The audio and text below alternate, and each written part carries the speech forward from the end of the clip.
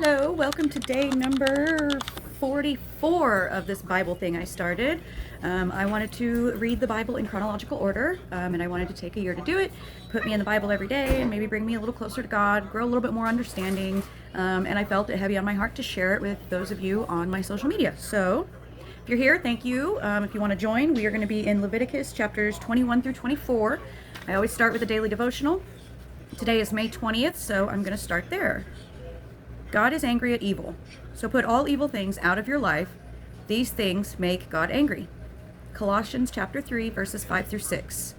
Many don't understand God's anger because they confuse the wrath of God with the wrath of man. The two have little in common. Human anger is typically self-driven and prone to explosions of temper and violent deeds. We get ticked off because we've been overlooked, neglected, or cheated. This is the anger of man. It is not, however, the anger of God. God doesn't get angry because he doesn't get his way. He gets angry because disobedience always results in self-destruction. What kind of father sits by and watches his child hurt himself? Signed, In the Grip of Grace. Okay. So we do chapters 21 through 24. I still have these lists. If anybody is interested in the list or, just the info that I have on here, anyway, I have this list. I'd be more than happy to print it off and send it to you, or I could try and get you a digital copy or whatever. Yeah. All right. Chapters 21 through 24. Rules for priests. Chapter 21. The Lord said to Moses, "Speak to the priests, the son of Aaron, and say to them, a priest must not make himself ceremonially unclean for any of his people who die, except for a close relative such as his mother or father, his son or daughter, his brother, or an unmarried sister who is dependent on him since she has no husband. For her he may make himself unclean. He must not make himself unclean for people related to him by marriage, and so defile himself. Priests must not shave their heads or shave off the edges of their beards or cut their bodies. They must be holy to their God and must not profane the name of their God. Because they present the offerings made to the Lord by fire, the food of their God, they are to be holy. They must not marry women defiled by prostitution or divorced from their husbands, because priests are holy to their God. Regard them as holy, because they offer up the food of your God. Consider them holy, because I, the Lord, am holy, I who make you holy. If a priest's daughter defiles herself by becoming a prostitute, she disgraces her father. She must be burned in the fire. The high priest, the one among his brothers who has had the anointing oil poured on his head and who has been ordained to wear the priestly garments, must not let his hair become unkempt or tear his clothes. He must not ever enter a place where there is a dead body. He must not make himself unclean, even for his father or mother, nor leave the sanctuary of his God or desecrate it, because he has been dedicated by the anointing oil of his God. I am the Lord. The woman he marries must be a virgin. He must not marry a widow, a divorced woman, or a woman defiled by prostitution, but only a virgin from his own people. So he will not defile his offspring among his people. I am the Lord who makes him holy. The Lord said to Moses, "Say to Aaron, for the generations to come, none of your descendants who has a defect may come near to offer the food of his God. No man who has any defect may come near. No man who is blind or lame, disfigured or deformed. No man with a crippled foot or hand, or who is hunchbacked or dwarfed, or who has any eye defect, or who has festering or running sores or damaged testicles. No descendant of Aaron the priest who has any defect is to come near to present the offerings made to the Lord by fire. He has a defect. He must not come near to offer the food of his God. He may eat the most holy food of his God as well as the holy food, yet because of his defect he must not go near the curtain or approach the altar, and so desecrate my sanctuary. I am the Lord who makes them holy." So Moses told this to Aaron and his sons and to all the Israelites. The Lord said to Moses, "Tell Aaron and his sons to treat with respect the sacred offerings the Israelites consecrate to me, so they will not profane my holy name. I am the Lord. Say to them, for the generations to come, if any of your descendants is ceremonially unclean and yet comes near the sacred offerings that the Israelites consecrate to the Lord, that person must be cut off from my presence. I am the Lord. If a descendant of Aaron has an infectious skin disease or a bodily discharge, He may not eat the sacred offerings until he is cleansed. He will also be unclean if he touches something defiled by a corpse or by anyone who has emission of semen, or if he touches any crawling thing that makes him unclean, or any person who makes him unclean, whatever the uncleanliness may be. The one who touches any such thing will be unclean until evening. He must not eat any of the sacred offerings unless he has bathed himself with water. When the sun goes down, he will be clean, and after that he may eat the sacred offerings, for they are his food. He must not eat anything found dead or torn by wild animals, and so become unclean through it. I am the Lord. The priests are to keep my requirements so that they do not become guilty and die for treating them with contempt. I am the Lord who makes them holy. No one outside a priest's family may eat the sacred offering, nor may the guest of a priest or his hired worker eat it. But if a priest buys a slave with money, or if a slave is born in his household, that slave may eat his food. If a priest's daughter marries anyone other than a priest, she may not eat any of the sacred contributions. But if a priest's daughter becomes a widow or is divorced, yet has no children, and she returns to live in her father's house, as in her youth, she may eat of her father's food. No unauthorized person, however, may eat any of it. If anyone eats a sacred offering by mistake, he must make restitution to the priest for the offering and add a fifth of the value to it. The priests must not desecrate the sacred offerings the Israelites present to the Lord by allowing them to eat the sacred offerings and so bring upon them guilt, requiring payment. I am the Lord who makes them holy. The Lord said to Moses, "Speak to Aaron and his sons and to all the Israelites, and say to them, if any of you, either an Israelite or an alien living in Israel, presents a gift for a burnt offering to the Lord, either to fulfill a vow or as a freewill offering, you must present a male without defect from the cattle, sheep, or goats, in order that it may be accepted on your behalf. Do not bring anything with a defect, because it will not be accepted on your behalf. When anyone brings from the herd or flock a fellowship offering to the Lord to fulfill a special vow or as a free will offering, it must be without defect or blemish to be acceptable. Do not offer to the Lord the blind, the injured, or the maimed, or anything with warts or festering or running sores. Do not place any of these on the altar as an offering made to the Lord by fire. You may, however, present it as a free will offering, an ox or a sheep that is deformed or stunted, but it will not be accepted in fulfillment of a vow. You must not offer to the Lord an animal whose testicles are bruised, crushed, torn, or cut. You must not do this in your own land, and you must not accept such animals from the hand of a foreigner and offer them as the food of your God. They will not be accepted on your behalf, because they are deformed and have defects. The Lord said to Moses, when a calf, a lamb, or a goat is born, it is to remain with its mother for 7 days. From the 8th day on, it will be acceptable as an offering made to the Lord by fire. Do not slaughter a cow or a sheep and its young on the same day. When you sacrifice a thank offering to the Lord, sacrifice it in such a way that it will be acceptable on your behalf. It must be eaten the same day. Leave none of it till morning. I am the Lord. Keep my commands and follow them. I am the Lord. Do not profane my holy name. I must be acknowledged as holy by the Israelites. I am the Lord who makes you holy, and who brought you out of Egypt to be your God. I am the Lord. The Lord said to Moses, "Speak to the Israelites and say to them, these are my appointed feasts, the appointed feasts of the Lord, which are to proclaim as sacred assemblies. There are 6 days when you may work, but the 7th day is a Sabbath of rest, a day of sacred assembly. You are not to do any work wherever you live. It is a Sabbath to the Lord.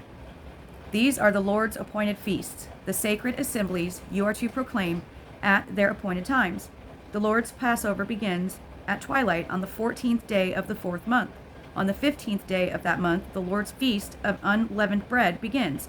For 7 days you must eat bread made without yeast. On the first day, hold a sacred assembly and do no regular work. For 7 days, present an offering made to the Lord by fire. And on the 7th day, hold a sacred assembly and do no regular work. The Lord said to Moses, "Speak to the Israelites and say to them, when you enter the land I am going to give you, and you reap its harvest, bring to the priest a sheaf of the first grain you harvest. He is to wave the sheaf before the Lord, so it will be acceptable on your behalf. The priest is to wave it on the day after the Sabbath. On the day you wave the sheaf, you must sacrifice as a burnt offering to the Lord a lamb a year old without defect, together with its grain offering of 2/10 of an ephah of fine flour mixed with oil, an offering made to the Lord by fire, a pleasing aroma. and its drink offering of a quarter of a hin of wine. You must not eat any bread or roasted or new grain until the very day you bring this offering to your God. This is to be a lasting ordinance for the generations to come, wherever you live. From the day after the Sabbath, the day you brought the sheaf of the wave offering, count off 7 full weeks. Count off 50 days up to the day after the 7th Sabbath, and then present an offering of new grain to the Lord. From wherever you live, bring 2 loaves made of 2/10 of an ephah of fine flour, baked with yeast, as a wave offering of first fruits to the Lord. Present with this bread 7 male lambs, each a year old and without defect, 1 young bull, and 2 rams. They will be a burnt offering to the Lord, together with their grain offerings and drink offerings, an offering made by fire, an aroma pleasing to the Lord. Then sacrifice 1 male goat for a sin offering and 2 lambs, each a year old, for a fellowship offering. The priest is to wave the 2 lambs before the Lord as a wave offering, together with the bread of the first fruits. They are a sacred offering to the Lord for the priest. On the same day, you are to proclaim a sacred assembly and do no regular work. This is to be a lasting ordinance for the generations to come, wherever you live. When you reap the harvest of your land, do not reap to the very edges of your field or gather the gleanings of your harvest. Leave them for the poor and the alien. I am the Lord your God. The Lord said to Moses, say to the Israelites, on the first day of the 7th month, you are to have a day of rest, a sacred assembly commemorated with trumpet blasts. Do no regular work, but present an offering made to the Lord by fire. The Lord said to Moses, the 10th day of the 7th month is the day of atonement. Hold a sacred assembly and deny yourselves and present an offering made to the Lord by fire. Do no work on that day, because it is the day of atonement, when atonement is made for you before the Lord your God. Anyone who does not deny himself on that day must be cut off from his people.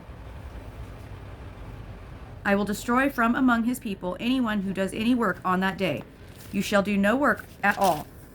This is to be a lasting ordinance for the generations to come, wherever you live. It is a Sabbath of rest for you, and you must deny yourselves. From the evening of the 9th day of the month until the following evening, you are to observe your Sabbath. The Lord said to Moses, say to the Israelites, on the 15th day of the 7th month, the Lord's Feast of Tabernacles begins, and it lasts for 7 days. The first day is a sacred assembly. Do no regular work. For 7 days, present offerings made to the Lord by fire, and on the 8th day, hold a sacred assembly and present an offering made to the Lord by fire. It is the closing assembly. Do no regular work. These are the Lord's appointed feasts, which you are to proclaim as sacred assemblies for bringing offerings made to the Lord by fire. The burnt offerings and grain offerings, sacrifices and drink offerings required for each day. These offerings are in addition to those for the Lord's Sabbaths, and in addition to your gifts and whatever you have vowed, and all the free will offerings you give to the Lord. So, beginning with the 15th day of the 7th month, after you have gathered the crops of the land, celebrate the festival to the Lord for 7 days. The first day is the day of rest, and the 8th day also is a day of rest. On the first day, you are to take choice fruit from the trees and palm fronds, leafy branches, and poplars, and rejoice before the Lord your God for 7 days. Celebrate this as a festival to the Lord for 7 days each year. This is to be a lasting ordinance for generations to come. Celebrate it in the 7th month. Live in booths for 7 days. All native-born Israelites are to live in booths, so your descendants will know that I had the Israelites live in booths when I brought them out of Egypt. I am the Lord your God. So Moses announced to the Israelites the appointed feasts of the Lord. The Lord said to Moses, command the Israelites to bring you clear oil of pressed olives for the light, so that the lamps may be kept burning continually. Outside the curtain of the testimony in the tent of meeting, Aaron is to tend the lamps before the Lord from evening till morning continually. This is to be a lasting ordinance for the generations to come. The lamps on the pure gold lampstand before the Lord must be tended continually. Take fine flour and bake 12 loaves of bread, using 2/10 of an ephah for each loaf. Set them in 2 rows, 6 in each row on the table of pure gold before the Lord. Along each row, put some pure incense as a memorial portion to represent the bread and to be an offering made to the Lord by fire. This bread is to be set out before the Lord regularly, Sabbath after Sabbath. on behalf of the Israelites as a lasting covenant. It belongs to Aaron and his sons, who are to eat it in a holy place, because it is a most holy part of their regular share of the offerings made to the Lord by fire. Now the son of an Israelite mother and an Egyptian father went out among the Israelites, and a fight broke out in the camp between him and an Israelite. The son of the Israelite woman blasphemed the name with a curse, so they brought him to Moses. His mother's name was Shelomith, the daughter of Dibri, the Danite. They put him in custody until the will of the Lord should be made clear to them. Then the Lord said to Moses, "Take the blasphemer outside the camp. All those who heard him are to lay their hands on his head, and the entire assembly is to stone him. Say to the Israelites, if anyone curses his God, he will be held responsible. Anyone who blasphemes the name of the Lord must be put to death. The entire assembly must stone him, whether an alien or native born. When he blasphemes the name, he must be put to death. If anyone takes the life of a human being, he must be put to death. Anyone who takes the life of someone's animal must make restitution, life for life. If anyone injures his neighbor, whatever he has done must be done to him. Fracture for fracture, eye for eye, tooth for tooth. As he has injured the other, so he is to be injured as well. Whoever kills an animal must make restitution, but whoever kills a man must be put to death. You are to have the same law for the alien and the native born. I am the Lord your God." Then Moses spoke to the Israelites, and they took the blasphemer outside the camp and stoned him. The Israelites did as the Lord commanded Moses. Chapter 25. Ooh, that blasphemy and taking the Lord's name in vain, it really bugs me when, like, you're watching a movie and they will bleep the word shit or ass, but they won't bleep GD when they say gosh dang it, but like the bad version, it hurts my heart so much. I hate it. I absolutely hate it. I'm like, man, how can you'll bleep out the S word, but you won't bleep out that? How is that not a cuss word? It's because the devil runs rampant in the streets. All right, guys. Anything you guys want to add? Anything that, any questions or anything that you feel I missed, or anything you want to talk about, any prayer requests, anything like that? The comments section's always open, guys. I'm always here to listen. Don't direct message me, because I'm not going to answer it unless I absolutely know who you are and your family or friends. Don't direct message me, because I'm most likely not going to respond unless, I know exactly who you are. Anyway, thanks for joining. Come back tomorrow for day number 45. 45, moving right along. I'm excited. All right, so share it with everybody you know. Hope you enjoy, and we'll see you guys tomorrow. Love you. Bye.